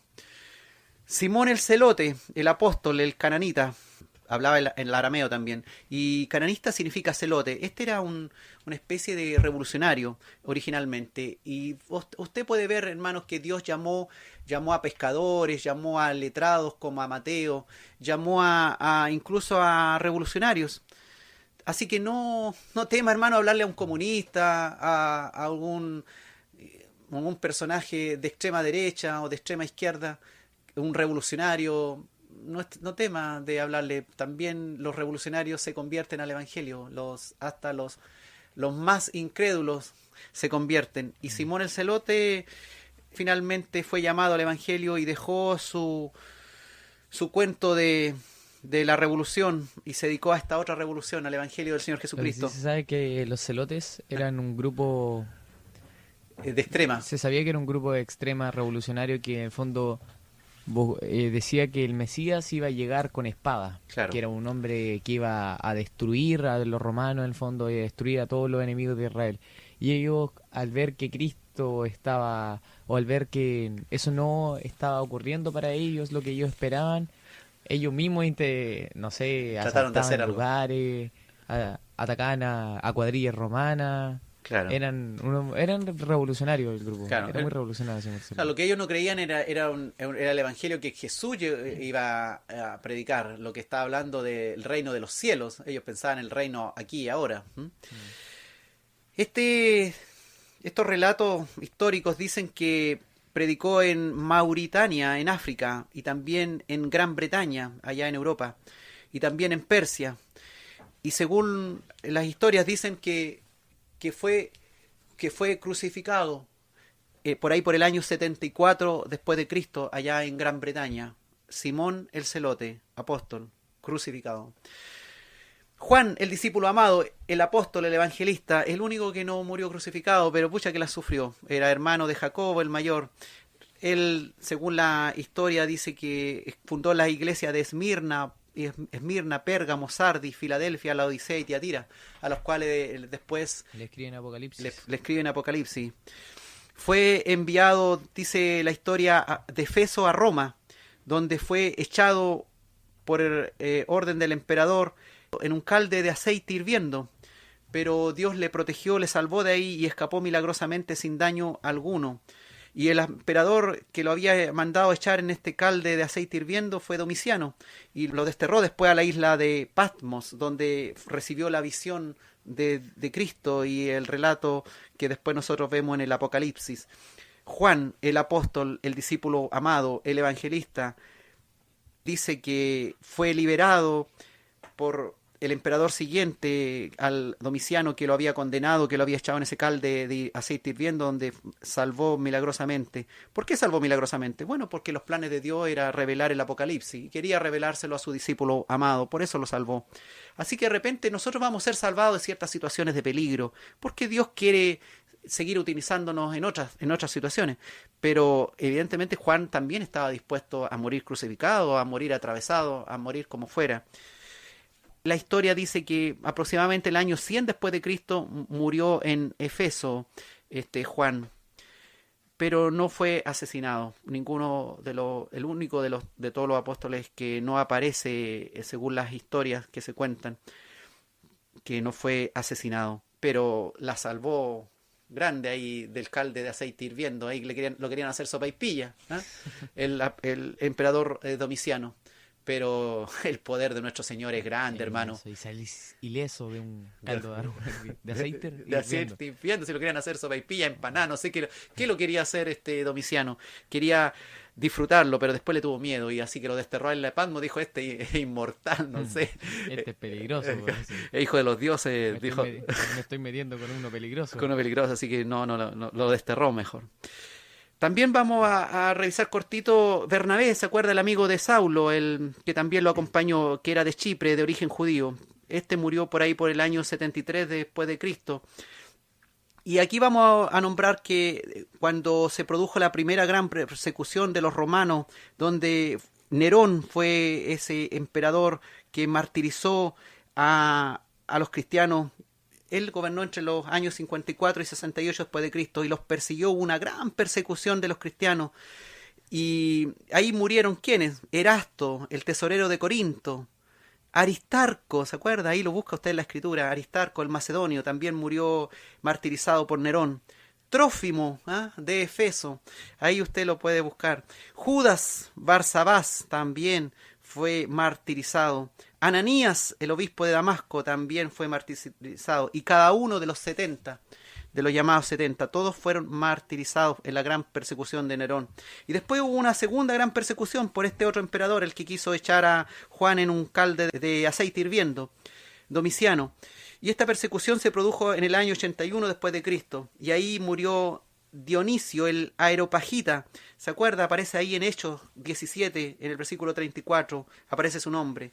Y murió martirizado. También dicen que en esta persecución también murió el famoso Nicodemo, que fue muerto en Roma también. Y finalmente, hermanos, quiero por último mencionar, hay otros relatos más, pero para no alargarnos ya nos queda poco tiempo, Timoteo, el obispo de Éfeso, que fue hasta el año 97 después de Cristo, dice la historia que al oponerse a una fiesta pagana del Catagogión, fue apaleado por el populacho al oponerse a esta fiesta pagana y falleció 2 días después de este inmenso apaleo. Así que aquí estamos presentando a estos hombres que dieron su vida por Cristo, a que fueron capaces de pensar más allá de su muerte, porque ellos sabían en la vida eterna, conocían, sabían que podía llegarles bendiciones, sabían que podían ser librados de la muerte en muchas ocasiones, como fue Pablo. En muchas ocasiones fue librado, recibió tortura, azote, apaleos y de todo, y aún sobrevivió a una mordedura de una serpiente. Y muchos milagros hubo en su vida, pero él sabía que estaba dispuesto a entregar la vida por Cristo. Si tú eres librado, has sido librado de muchos, bienaventurado eres, porque Cristo tiene algo especial para ti, pero entrega tu vida, entrégala. ¿Estás dispuesto hoy, desde hoy, a morir por Cristo?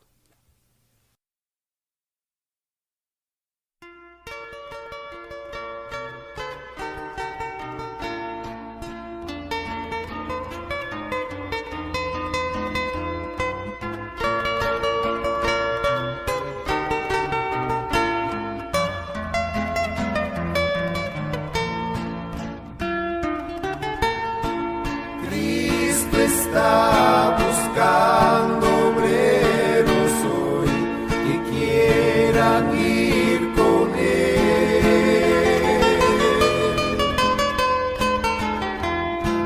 ¿Quién dirá, Señor, contigo voy? Yo quiero serte fiel. Oh Señor, es mucha la labor y obreros faltan ya.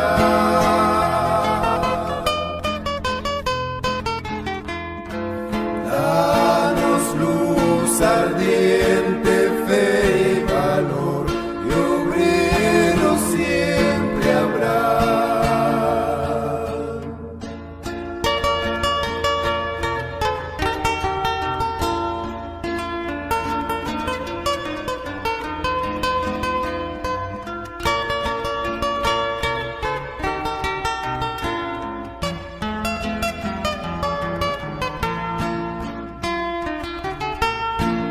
Cristo quiere mensajeros hoy que anuncien su verdad.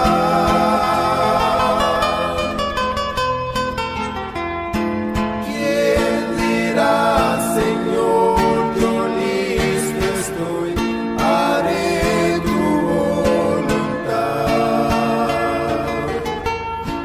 Oh Señor, es mucha la labor y obreros faltan ya.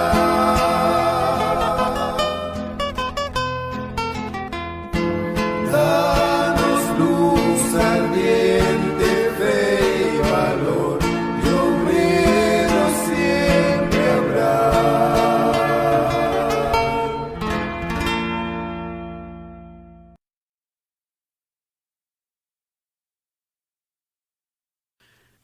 Estamos escudriñando las Escrituras, seguirlo más allá de la muerte. ¿Estás segura, hermano,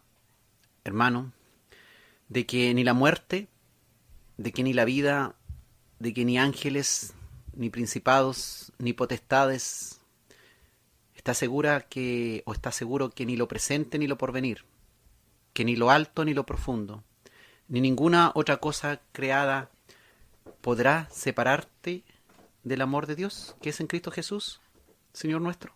Tenemos que declarar, estoy seguro de eso. Así como el apóstol Pablo lo declaró en Romanos 8, en los versículos 38 a 39. Estoy seguro de esto. Estoy seguro que todas estas cosas, ni la muerte, ni la vida, ni ángeles, ni principados, ni potestades, ni lo presente, ni lo porvenir, ni lo alto, ni lo profundo, ni ninguna otra cosa creada nos podrá separar del amor que es en Cristo Jesús, Señor nuestro. Porque, hermanos, no tenemos nosotros lucha contra sangre ni carne. Eso tenemos que tenerlo claro. Sino contra principados, contra estas potestades, contra los gobernadores de las tinieblas de este siglo. contra huestes espirituales de maldad en las regiones celestes, como declara Efesios 6. Entonces, nuestra lucha es contra todos estos principados, es una lucha espiritual, es una guerra espiritual que estamos librando, pero estamos no solo, estamos con el poder del Espíritu Santo en nosotros. Entonces, sabemos que Cristo en la cruz los exhibió públicamente, despojó a los principados y a las potestades, los exhibió públicamente triunfando sobre ellos en la cruz, según declara Colosenses 2.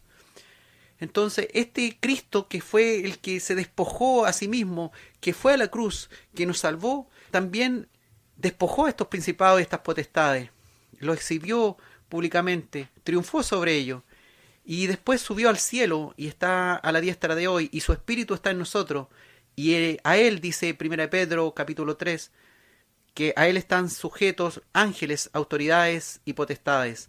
Así que él tiene el control de todo. Él es el que maneja toda esta situación. Él va a tener la compasión en el momento adecuado para su vida, para darle la fortaleza. Y también va a haber un momento en que tal vez por situaciones que no entendemos, parece como que esa misericordia no nos estuviera alcanzando, pero hay plan, hay propósito. Nosotros tenemos que llevar una intimidad tal con el Señor, estar en Cristo, Cristo en nosotros, vivir, conocer al Señor, de tal manera que podamos declarar, igual como estos 12 apóstoles, estos 12 cimientos de la gran ciudad de la Nueva Jerusalén, a la cual el apóstol Juan vio ahí en Apocalipsis 21, declarar como estos hombres, estos 12 apóstoles del Cordero, lo hicieron, como declararon la palabra de Dios, incluso entregaron su vida y la pusieron al servicio del Señor. ¿Por qué es importante esto? Porque hay mucha todavía población en el mundo que no ha sido alcanzada, porque cada día vemos en las noticias y vemos cómo nuestros gobernantes se alejan más del Señor, cómo en los colegios ya no se habla de Dios, cómo en todo lugar parece que el que sigue a Cristo es un arcaico, es un enchapado a la antigua. Seguirlo a Él, seguirlo más allá de la muerte. A veces nos complicamos mucho para servir al Señor, de qué manera lo vamos a hacer, hasta incluso cómo podemos comprometernos con Él. Hasta nos complicamos en algo tan simple como, por ejemplo, presentarle el Evangelio a otros, o por lo que van a decir de nosotros cuando lo hagamos. Hasta nos complicamos, por ejemplo, por tomar la decisión de visitar a un hermano necesitado. Nos conformamos a veces con orar solamente por él. A mí me da pena de repente escuchar en las congregaciones que oran por un cuaderno, hermano. ¿Cómo es posible? ¿De dónde salió eso? ¿Cómo podemos orar por un cuaderno de peticiones? O sea, tenemos que orar por los enfermos, por los que están ahí, por los que necesitados, e ir con ellos. Es muy fácil agarrar, escribir todo en una hoja, en un cuaderno y decir, ya, vamos a orar por este cuaderno. No, hermano, es un evangelio muy fácil. Tenemos que ir, visitar los enfermos, estar ahí con los necesitados, entregarle el evangelio al que no lo ha recibido, apoyar al que está débil, orar por un cuaderno. A mí me parece absurdo, hermano. Yo lo he visto en muchas iglesias y me parece absurdo. ¿Cómo vamos a orar por un cuaderno? Tenemos que orar por las personas, ir a las personas, al lugar donde están ellos, donde están sufriendo, donde está la necesidad. Nosotros ni siquiera por hacer eso vamos a perder la vida. Y si la perdemos, bueno, por la causa de Cristo la perderemos, pero aquí es difícil, aquí en Chile, que uno por ir a visitar a otro que está necesitado va a perder la vida. O sea, te van a matar porque eras cristiano. Es casi imposible, digamos. Imagínese, hermano, que tenemos la bendición de haber nacido en un lugar donde somos libres de predicar el evangelio y no lo hacemos. Y pensar que hay lugares que tienen más complicaciones y hay mayor disposición de predicar la palabra. Es increíble. Bueno, es tiempo, hermano, es tiempo que nosotros nos congreguemos, que no nos compliquemos por tomar la decisión de visitar a un hermano, que nos dediquemos tiempo para la lectura de la palabra, que nos dediquemos tiempo de calidad para servir al Señor. Si somos hijos de Dios, si somos coherederos con Cristo, sigámosle en toda instancia, en todo momento, en cualquier lugar, donde estemos trabajando, estudiando. Si hay un momento, hay una ocasión para hablar de Él, saquemos nuestras armas, nuestra herramienta que Dios nos ha dado. Y seamos capaces incluso de declarar que le podemos seguir, de que no nos importa nuestra muerte, que nuestra muerte es un punto necesario que va a haber en algún momento, pero en realidad la muerte nuestra no es el punto débil, el punto de miedo, el obstáculo para seguir a Cristo. El vivir es Cristo, el morir es ganancia, declaró el apóstol Pablo. Así que, hermanos, hay luchas, sí, hay luchas, pero que ni la muerte, ni la vida, ni ángeles, ni principados, ni potestades, ni lo presente, ni lo porvenir, ni lo alto, ni lo profundo, ni ninguna otra cosa creada nos pueda separar del amor de Dios que es en Cristo Jesús. Señor nuestro. Amén.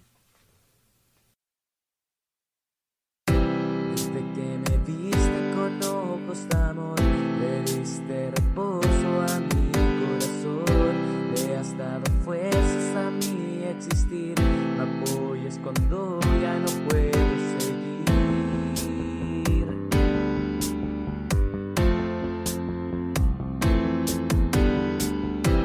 Inundas mi vida de gran bendición, a precio de sangre nos das salvación, y aún no comprendo qué es lo que he hecho yo para merecer tu amor tan maravilloso. Es inexplicable,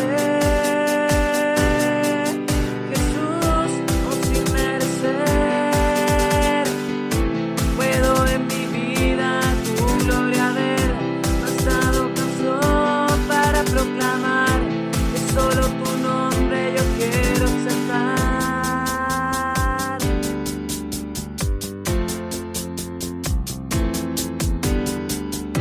Desde que me viste con ojos de amor, le diste reposo a mi corazón, le has dado fuerzas a mi existir, me apoyas cuando ya no puedo seguir.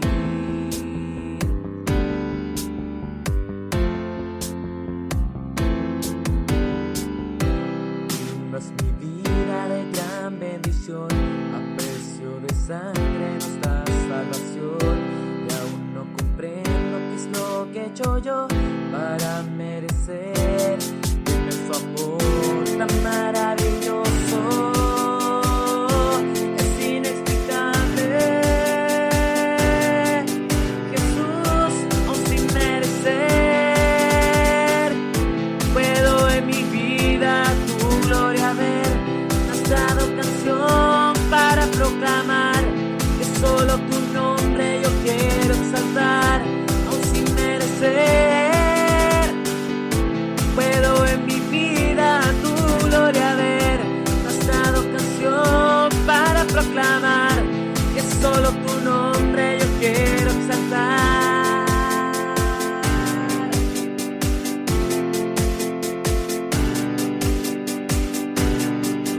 Jesús, aún sin merecer, pero en mi vida tu gloria ver, me has dado canción para proclamar que solo tu nombre yo quiero exaltar.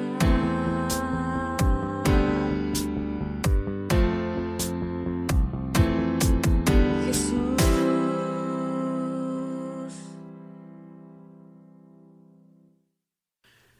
Estamos en escudriñando las Escrituras, seguirlo más allá de la muerte.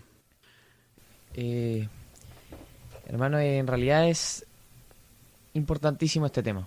Es un tema que encierra todo lo que estamos haciendo como cristianos, que nuestro actuar como cristianos se tiene que basar en darle nuestra vida a Cristo. Nosotros no podemos considerar unas personas que creen en Dios si no lo seguimos. Si nosotros no estamos entregándole nuestra vida sinceramente, estamos siendo religiosos. Estamos siendo personas que dicen y que tal vez repiten por frase cliché, yo le voy a entregar mi vida a Cristo, y en realidad no lo dicen de corazón, porque no lo están haciendo. Y a veces caemos en ese error de decir, mucha gente ha caído en ese error de decir, yo sigo a Cristo, pero no le toma el peso a lo que es afirmar eso. Te seguiré, Señor. Y no le toman el peso que están declarándole a Cristo, que le están dedicando su vida. Tenemos que saber que esto es un tema muy serio. Es cosa totalmente seria seguir a Cristo. Tenemos que tomarnos este tema muy en serio. Seguir a Cristo va a ser, en el fondo, la base de lo que vaya a hacer Dios con nosotros. Dios va a actuar con nuestras vidas si nuestras vidas están dispuestas a Él solamente. Uno no puede utilizar un objeto que no lo tiene a disposición. De ese mismo modo, Dios no nos puede utilizar a nosotros si nosotros no nos disponemos a Él. Amén. Tenemos que disponer nuestras vidas a Cristo para que Él nos use. Si usted tal vez, hermano, piensa que hay cosas que Dios no ha hecho en su vida y que le ha prometido, puede ser porque Dios responderá más a futuro, o tal vez porque no le ha entregado totalmente la vida a Cristo, porque todavía no está puesto a total disposición de lo que Dios quiere hacer en su vida. Tal vez no está dispuesto a la voluntad de Dios, a lo que Dios quiera en la vida. Cuando uno le entrega la vida a Cristo, no le entrega solo como dije antes, unas horas del tiempo, no le entrega el ir a predicar la palabra solamente, uno también le entrega los planes a Cristo. Todos los deseos que tenemos, tal vez para nuestro futuro, todo lo que queremos llegar a ser, todos nuestros planes, van a ser también entregados a Cristo. Todas nuestras metas también van a ser entregadas a la voluntad de Dios. Cuando nosotros le entregamos nuestra vida a Cristo, todo, absolutamente todo, va a quedar en la voluntad de Dios. Y en esto consiste el Evangelio, entregarle todo a Cristo, todo. De hecho, la palabra todo es sin excepción de nada. O sea, todo, absolutamente todo, hermano. Y usted va a ver que la bendición de Cristo se va a ver, no en lo material, tal vez. Si es así, gloria a Dios, pero la verdadera bendición va a estar en Cristo, en regocijar el corazón de Dios, en agradar el corazón de Dios, en cumplir lo que Dios nos ha pedido, en ser usado por Cristo. Uno cuando le entrega la vida a Cristo recibe la bendición más grande, que es ser usado por Él. Qué inmenso es ser usado por el Rey de Reyes y Señor de Señores. Que uno sea útil para el Rey de Reyes y Señor de Señores. Oh, gloria a Dios. No hay mayor recompensa que eso. Así que, hermano, le invito a esto, a seguir a Cristo, a entregarle su vida en su plenitud, tal como le hicieron a estos discípulos. Usted que le entregue su vida, la vida en su plenitud. Tal vez no va a morir a causa de Cristo, tal vez sí, pero que esté dispuesto a darlo todo, que esté dispuesto a dejarlo todo por Cristo. Que, hermanos, que ni la muerte física represente para usted el fin de todo, el Amén. fin de seguir a Cristo. No, ese es solamente un ciclo. El morir, el miedo al morir se acaba con el Evangelio de nuestro Señor Jesucristo. El miedo a morir se acaba porque ya sabemos que tenemos vida eterna, que después de ese sepulcro, que después de ese entierro, no es el fin, sino que después hay algo. Está la eternidad con el Señor, que seremos recompensados, pero no lo hacemos por esta recompensa, sino lo hacemos por sencillamente servir en comunión con este Dios que nos amó tanto, que entregó su vida por nosotros, y que nuestro llamado también, si es necesario, a entregar nuestra vida por Él. La muerte no representa entonces una separación, un adiós, un no verte nunca más. El no creyente lo percibe así, pero el cristiano, la muerte física representa solamente un paso que hay que dar. Y la eternidad ha reemplazado este concepto de muerte física. Entonces la vida eterna cambia nuestros conceptos, tiene que cambiar nuestras metas, tiene que cambiar nuestra vida, tiene que cambiar nuestros pensamientos del diario vivir. Esta idea de vida eterna, este llamado que Dios le ha hecho a usted a su vida, debe transformar su vida en un servicio permanente, diario, a toda hora al Señor. En cualquier momento Dios puede necesitar de su servicio. En cualquier momento Dios le puede pedir que usted actúe, y no se quede pasivamente mirando, observando o teniendo miedo, porque Dios no le ha dado espíritu de cobardía, sino le ha dado espíritu de amor, de poder y dominio propio. ¿Estás dispuesto a seguir a Cristo, aunque corras el riesgo de morir por ello? ¿Qué tanto le amas y crees en Él, en su reino eterno? ¿Realmente crees que Él es el Rey de Reyes y Señor de Señores y que tiene las llaves de la muerte y del Hades? Bueno, estemos dispuestos, hermano. Yo estoy dispuesto a entregar mi vida por su causa. Yo estoy dispuesto de seguirlo más allá de la muerte. Sé que seré levantado del polvo de la tierra. Sé que seré levantado y llevado a la presencia del Señor. Sé que recibiré un cuerpo glorioso.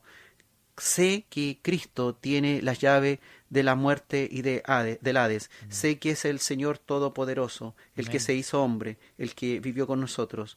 Nos ha regalado este hermoso evangelio.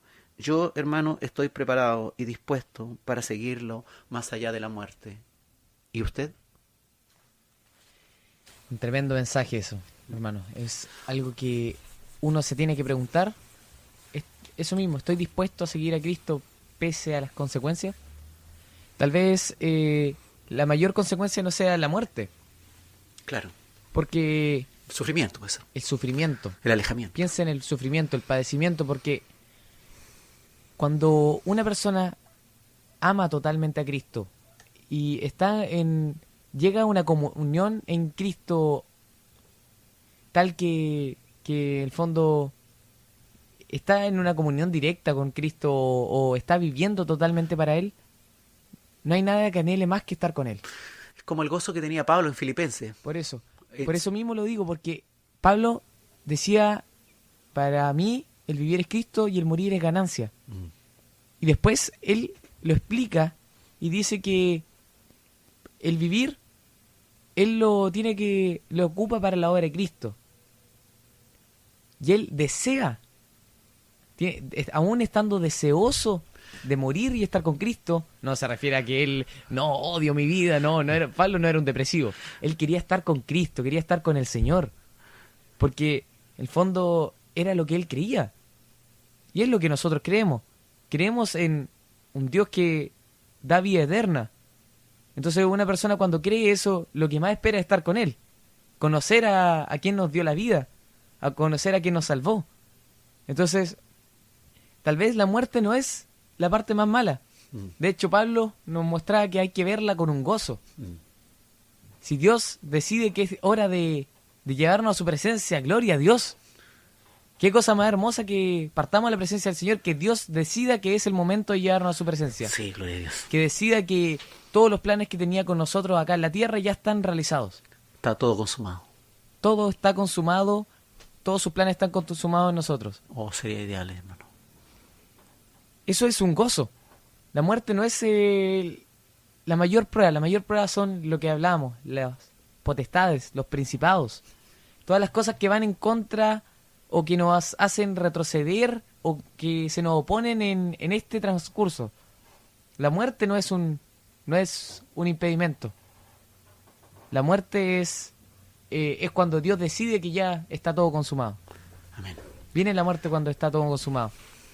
Tenemos que estar, sí, firmes frente a todas las pruebas, ante toda la angustia, ante todos los dolores que pueden venir.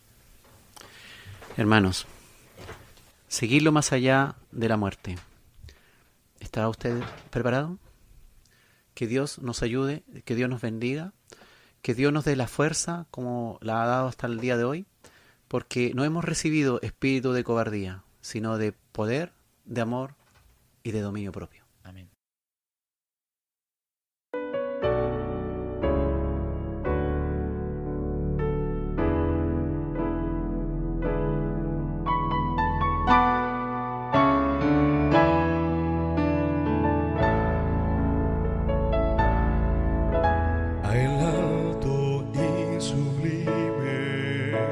Que habita en la eternidad, y su nombre es el Santo de Israel,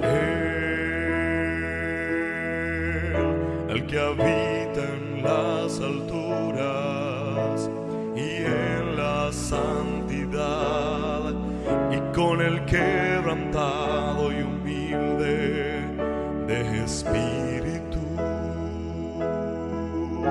para hacer vivir el espíritu humilde y para vivificar el corazón quebrantado.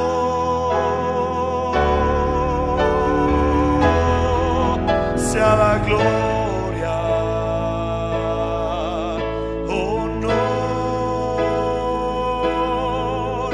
alabanza y poder al que reina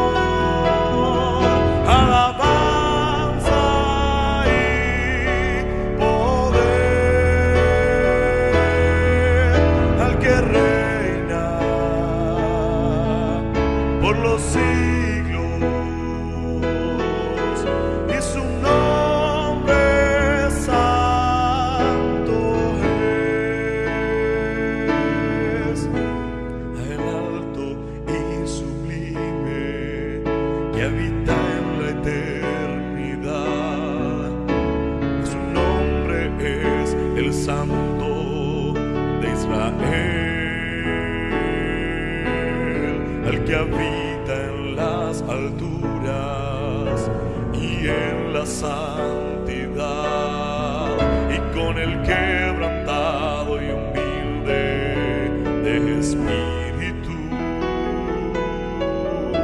para hacer vivir el espíritu humilde y para vivificar el corazón quebrantado. Sea la gloria, honor, alabanza y poder al que reina por los siglos, y su nombre santo es. Sea la gloria, honor, alabanza y poder al que reina